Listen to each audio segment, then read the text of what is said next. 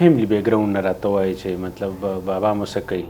زما بابا خو بزنس مین دی، بزنس کوي او د سپیشلی کپړو والا امپورټ ایکسپورټ دا کار کوي.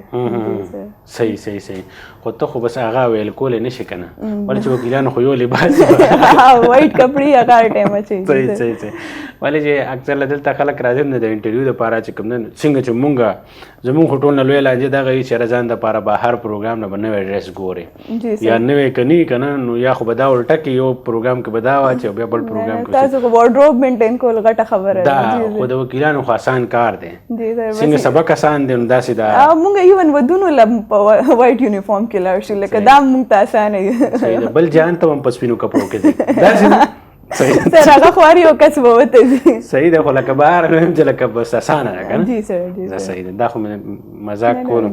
صحیح ده خو زه به په سپینو کپړو کې ټول وځو سر سره ستاسو. صحیح ده جی